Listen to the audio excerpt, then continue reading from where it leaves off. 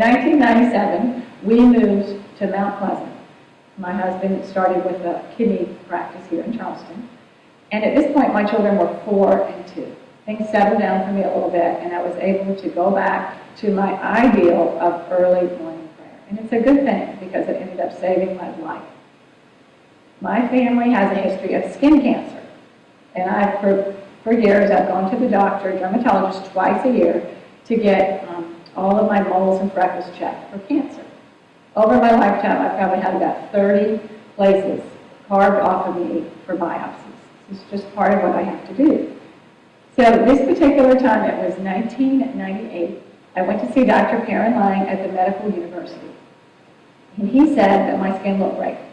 He was not concerned about anything. He didn't even have to biopsy a single thing. So I came home, this was on a Monday, and I was very happy about this. We were giving a dinner party that weekend, so I had a lot of extra work that I was doing. The next day, which was Tuesday, I got up to do my early morning prayer time. And at the end of my prayer time, I tend to sit and be silent and still and let God talk to me, because I have a tendency to do all of the talking. So I always try to let him speak to me. So this morning, at the end of my prayer time, I heard the Lord say to me, you need to go back to the skin doctor. And when I say I heard this, it was not an audible voice. When the Holy Spirit speaks to me, usually it's information that just comes into my mind, and I recognize it as being from him. It's almost like telepathy. This is what happened. You need to go back to the skin doctor. Now, as you know, when we get a message that we think might be from God, we're not always sure, is this really from God, or am I confused? So I decided I was confused. So I ignored it. Wednesday morning, prayer time, time of silence, same thing.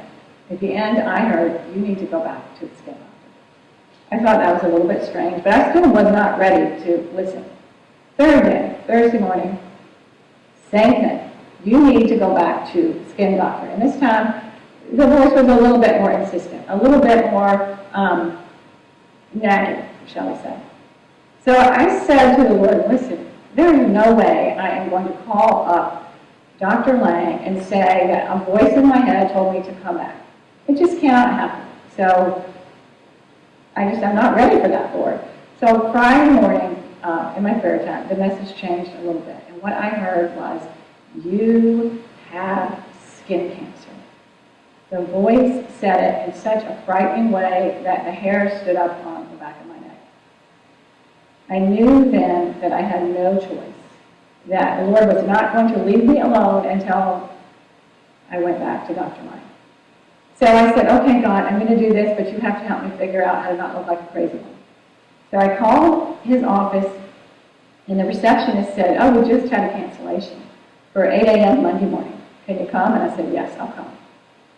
So now I had a problem. I went to my husband, Sam, and said, Dr. Lang is going to think that I'm crazy.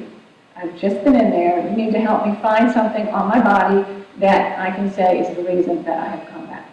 So Sam looked over my shoulders, my back, the back of my legs, and he said, you look pretty good to me. You just had a skin exam, but if you have to say something, there's a little spot just above your right shoulder.